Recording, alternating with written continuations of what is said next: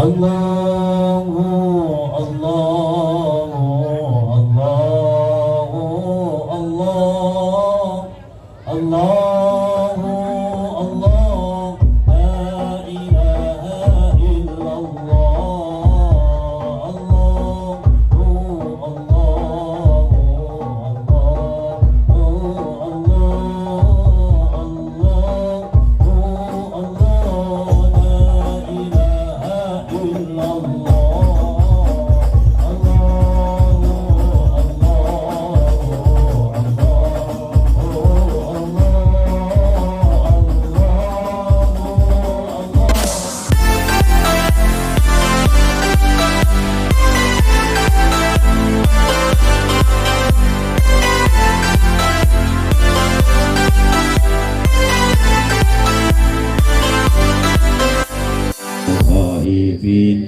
آمنا مما نخاف يا أمان الخائفين سلمنا مما نخاف يا أمان الخائفين نجينا مما نخاف. Alhamdulillah, taqabbalallahu minna wa minkum taqabbal ya karim. Jemaah sekalian, sambil silakan dinikmati apa yang ada. Enak teh ya. Teh. Koci teh itu. Iki. Mau orang teh.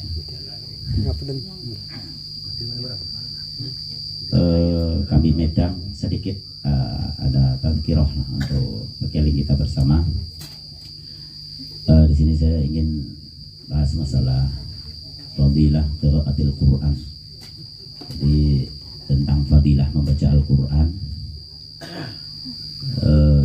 Al-Quran 7 samping menjadi petunjuk pedoman undang-undang bagi umat Islam, itu dimana Allah membentuk suatu masyarakat hamba yang muslim, itu tentunya juga diiringi dengan undang-undang, ketentuan dan peraturan. Di samping itu Al-Quran juga sebagai petunjuk ya. Dalam Al-Quran hudan lil muttaqin. Al-Quran dzalikal kitab la raiba fih. Artinya kita terhadap kitab Al-Quran itu yang tidak perlu diragukan lagi Al-Quran. Jadi apa yang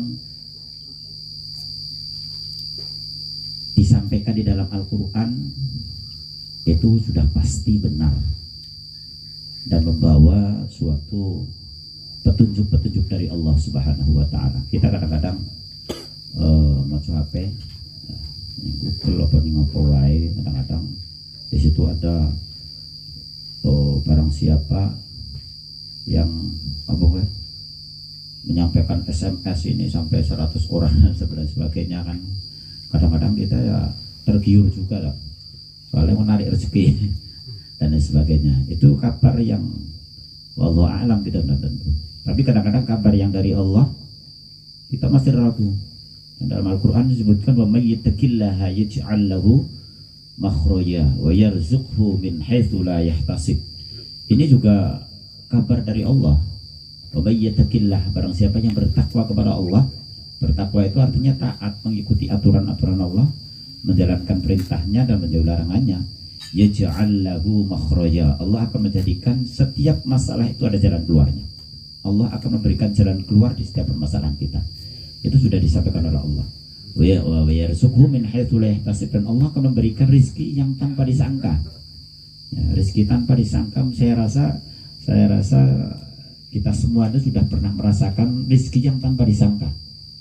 Artinya tiba-tiba kok cempulak beno.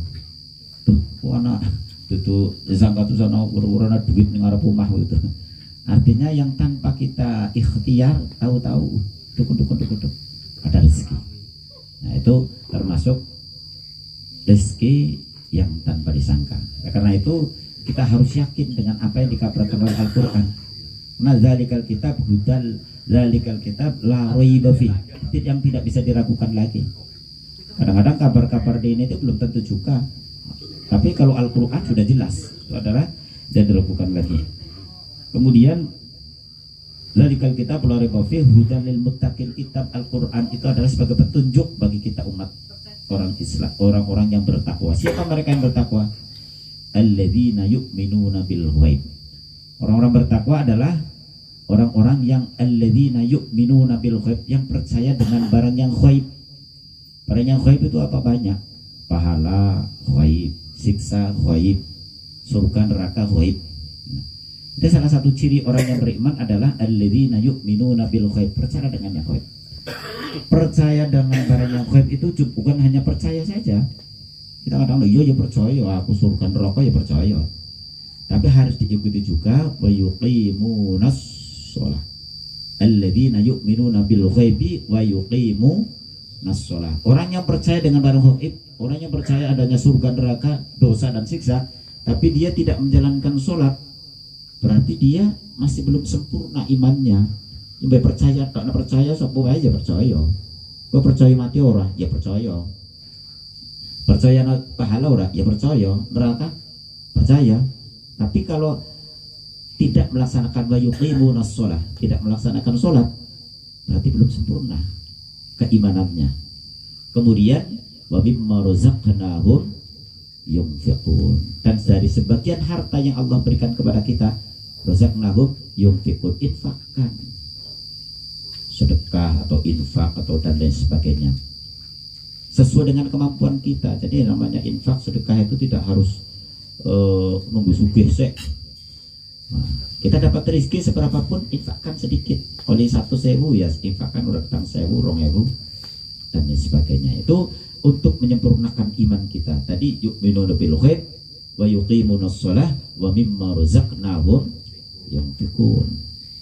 Kemudian yang selanjutnya, walladzina yu'minuna bima unzila ilaika wa ma unzila min qablik wa bil akhirati hum yuqinun. Kemudian yang selanjutnya, innal ladzina amanu, ya. Bagi wong-wong sing beriman itu tadi, itu yang pertama yu'minu bil ghaib wa yuqimus shalah wa mimma razaqnahum yunfiqun. Bagi orang-orang yang kafir, innal ladzina kafaru, ya. Innal ladzina kafaru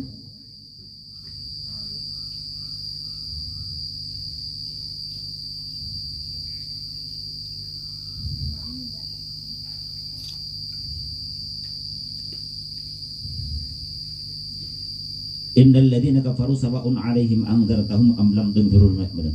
Sebaliknya bagi orang-orang yang kafir, artinya orang yang ingkar terhadap Allah, orang yang tidak mau beriman kepada Allah, yaitu sawa'un 'alaihim anzartahum, dia itu mau dikasih nasihat enggak dinasihati, itu sawa'un padha wae. Tapi orang yang hatinya sudah tertolak, ibaratnya dulu karena saya tamsilkan, contohkan, ibaratnya orang hati orang kafir itu seperti kita naruh ember di bawah keran, terus embernya ditutupi, di sini banyak, kira-kira masuk apa enggak? Kira-kira masuk enggak itu? Naruh pak ember nang ngisor keran, tapi embernya ditutup. Seberapapun air yang dia kucurkan tidak akan masuk. Karena apa? Karena sudah tertutup. Khatamallahu ala qulubihim. Orang-orang kafir itu sudah tertutup hatinya, dimatikan oleh Allah Subhanahu wa taala. Jadi dinasehati, orang nasehati ya panggah wong orang. Sawaun alaihim. Nah, itu bagi orang-orang kafir. Jadi sudah tertutup hatinya. Beda. Itu hati kita itu kan ada beberapa kelompok. Ada yang hati kita itu pecah. Pecah itu orang-orang munafik. Ya? Orang-orang munafik itu hati kita itu pecah. Ember diisi banyu tapi embernya pecah. Ya penuh tapi sesuai 14. Itu ada orang-orang munafik. Jadi nasihat iya diterima, tapi ya tidak dewe. Itu orang munafik. Termasuk juga dari dalam hati kita itu ada kias-kiasan seperti itu. Kemudian khatamallahu ala, orang-orang kafir itu khatamallahu ala qulubihim wa ala sam'ihim wa ala absarihim ghishawah. Jadi sudah tertutup hatinya, matanya, telinganya. Benar kata Bung Roma kan, tak buta dua mata tiada, namun tiada melihat, tiada tuli telinga namun tiada telinganya ya kerungu pengajian kerungu, azan ya kerungu, tapi ya ada orang tak kerungu. Itu sudah dibudakkan oleh Allah Subhanahu wa taala. Kemudian mata melihat, tapi dia seolah-olah tidak melihat. Itu dalam khatamallah ala qulubihim wa ala sam'ihim. Hati-hati orang-orang kafir itu, orang yang ingkar kepada Allah itu seperti itu. Jadi karena itu kitab Al-Quran itu bukan hanya untuk dibaca, bukan hanya untuk sebagai pedoman atau petunjuk, juga kita dianjurkan ada fadilah membaca Al-Quran. Fadilah dalam baca Al-Quran, saya sedikit bacakan yang seyogianya mau dikaji nanti di Lailatul Ijtima'. Aku ngaji diwik ya, sesuai dengan penjelasan saya. Dalam sebuah hadis tentang fadilah membaca Al-Quran, ra'a ba'dun nas innal qira'ata biduni fahmi ma'nahu lahwun la faidah fihi wala sawaban. Kan ada sebagian orang yang mengatakan bahwa Allah sampai maca Quran ngono nek orang ngerti artinya percuma. Ada itu. Dulu pernah ada orang yang mendoktrin seperti itu yo, keliling goleki wong gitu. Allah maca Quran apik-apik ngono nek orang ngerti artinya percuma. Padahal di dalam sebuah hadis dikatakan, jadi saya katakan sapa wong sing maca Al-Qur'an biduni fahmi maknahu, sing orang ngerti maksud artinya, orang ngerti maksudnya. Iku jarene lahwun, ora ono gunane, sia-sia. La faidatan, ora ana faedah lan ora oleh pahala. Padahal Rasulullah SAW pernah mengatakan iqra'ul Qur'an fa innahu ya'ti yaumal qiyamah syafi'an li ashabihi. Kon maca Al-Qur'an jadi Rasulullah, temennya Al-Qur'an kan besok ning dina kiamat arep memberikan syafaat kepada orang yang membacanya. Kemudian ada sebuah hadis yang mengatakan maqra'atul Qur'an mahirun, wong sing maca Al-Qur'an mahir, artinya iso macane lancar, bagus, apik, itu akan dikelilingi oleh kemuliaan para malaikat. Kemudian orang yang membaca Al-Quran ya ta'atta, tersendat-sendat, kangelan ya. Maca Qur'annya kadang-kadang kangelan, maca Yasin itu kadang-kadang tekan koncone tekan atuh dheweke sih kangelan. Itu malah diberikan 2 kali lipatnya dari itu. Artinya wong sing macane lancar oleh sitok, sing macane tersendat-sendat kangelan tapi kepengen maca angel ya itu akan mendapatkan 2 kali lipatnya itu. Itu kelebihannya membaca Al-Qur'an. Jadi ojo pesimis olah maca Qur'an ora iso, akhirnya maca HP. Mending maca HP maca Al-Qur'an. Itu kelebihannya Al-Qur'an. Makanya kita bersama-sama, yuk kita bersama-sama walaupun 1 ayat 2 ayat. Di sini dikatakan barang siapa yang membaca Al-Qur'an harfan, 1 huruf, ini akan diberikan 1 kebaikan. Yang kebaikan itu ditamsilkan, diperumpamakan dan dilipat akan menjadi salah 10 kali kebaikan. 1 huruf nih. Huruf itu alif lam mim, bukan berarti alif lam mim itu 1 huruf, tapi alif harfun, wal lam harfun, wa mim harfun. Alif 1 huruf, lam 1 huruf, mim 1 huruf. Jadi alif lam mim itu sudah 3 huruf kali 10 berarti 30 kebaikan itu susah loh Pak. 1 kebaikan aja susah. Contoh sampai melakukan jalan merupaku. Nah, itu dijupuk, itu 1 kebaikan. Itu pun kalau ikhlas. Ya, karena itu delok wong tulisan yang langsung disai, nek orang ngomong dipasang meneh. Ya, nah, itu kebaikan itu 1 kebaikan itu aja susah. Nah ini orang yang membaca Al-Quran 1 huruf itu adalah 10 kali kebaikan. Luar biasanya baca Al-Quran. Jadi Al-Quran walaupun kita tidak tahu maknanya, walaupun kita baca dan sebagainya. Kemudian ada 1 lagi, orang yang menyimak membaca Al-Quran. Orang menyimak orang baca Al-Quran, nyimak karo ngrungokke beda ya. Nek ngrungokke sekedar ngrungokno, nek nyimak ndelok tulisan.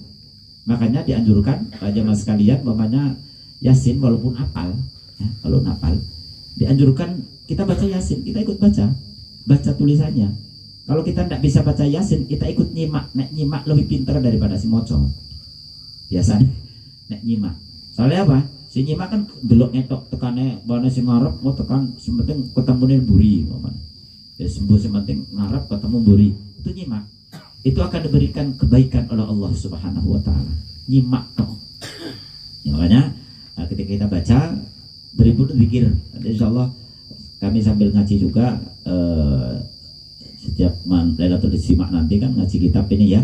Nah nanti yang nggak ngaji ya kita sama-sama bersama-sama kita belajar. Jadi agar kita memahami, bisa menjaga atau mungkin anggapan-anggapan orang, ya, orang-orang lain yang mengatakan bahwa Allah percuma. Aku pernah dengar diri sendiri, cuman bukan sama saya, tapi orangnya bilang sama saya, ngomong kalau aku suruh baca Quran orang artinya percuma, orang ngerti maksudnya artinya. Jangankan membaca, seneng ngrungokna wong maca Al-Qur'an wis oli pahala.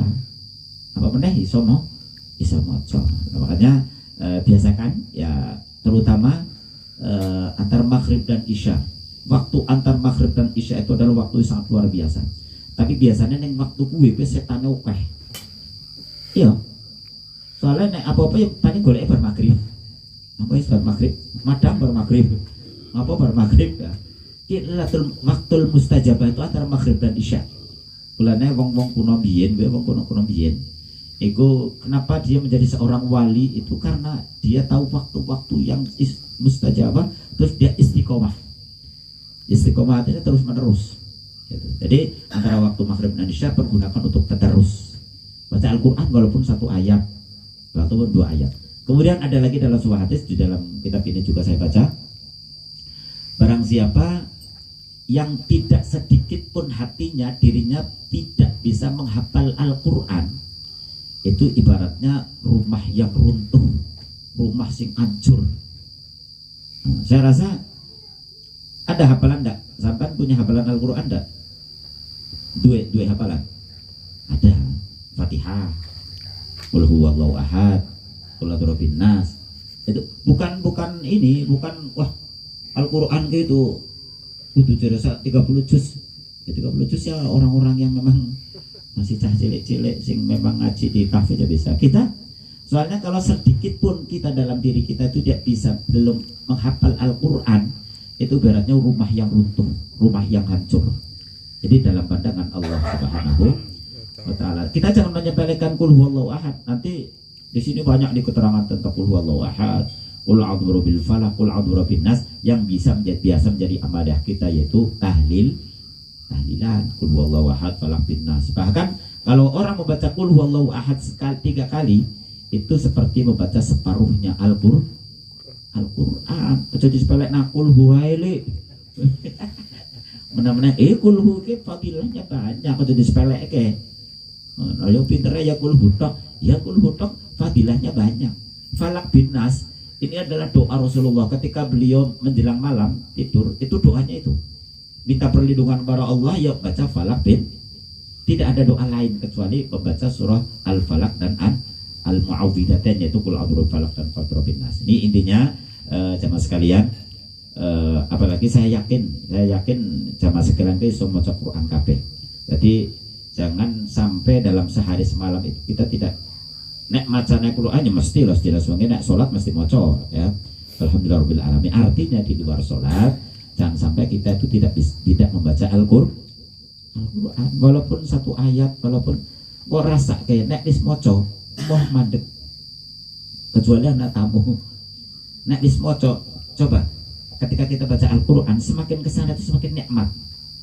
Jadi keluar maca sa kocok wae. Begitu wis kocok mau mandek karepe karena nikmatnya baca Al-Qur'an. Jadi di sini saya sampaikan pada jemaah sekalian, yuk kita bersama-sama biasakan membaca Al-Qur'an, walaupun 1 ayat 2 ayat, paling tidak nggak mungkin lah 1 ayat. Habis buka Al-Qur'an pasti ya. Soalnya ada ketentuan juga, di samping qul huwallahu ahad falaq bin nas juga nanti ada ayat-ayat pilihan. Malam Jumat maca surat apa, malam iki maca surat apa. Kemarin sudah saya sampaikan, yang jangan dilupakan juga di sini Al-Qur'an ketika malam atau hari Jumat itu jangan lupakan baca suratul kahfi minimal 10 ayat pertama, minimal 10 ayat yang pertama itu jangan sampai dilupakan. Alhamdulilladzi anzala ala abdil kitab wa lam yaj'alhu waja, itu dan syukur-syukur habis. Artinya 1 surat Al-Kahfi minimal itu 10 ayat pertama, itu kita kalau nggak malamnya siangnya itu jangan sampai tertinggal. Baca fadilahnya sangat luar biasa itu baca suratul Kahfi dari ayat 1 sampai ke 10, atau kalau bisa semuanya itu lebih bagus. Ini sedikit yang saya sampaikan, mudah-mudahan ada manfaatnya untuk kita semuanya. Artinya kami mengajak bersama-sama, yuk kita biasa membaca Al-Quran. Ya, biasanya kebaikan gue memang godanya oke. Nek nggak seratri iki HP kadang-kadang sampai orang kroso ya, buru-buru jam 10 wengi. Tapi nek baca Al-Quran kadang itu memang resiko. Nek setiap kebaikan pasti banyak beban dan banyak rintangannya banyak. Paling tidak bukannya tidak melarang kita HP, bukan, paling tidak kita ya seimbang, ya enggak lah, paling tidak sedikit kita sudah baca Al-Quran. Bahkan ada yang mengatakan barang siapa yang membaca dalam satu malam itu 100 ayat Al-Quran ya, itu maka dia tidak akan mendapatkan suatu termasuk bukan orang yang menyepelekan terhadap perintah-perintah Allah. 100 ayat itu berarti Al-Baqarah 200. Kita baca suratul Fatihah As-Sab'ul ya, 7 ayat. Al-Fatihah kan 7 ayat. Kalau dibaca 10 kali berarti sudah 70 ayat. Fatihah 10 kali. Kemudian ditambah 7 kali 5 35. Berarti 105.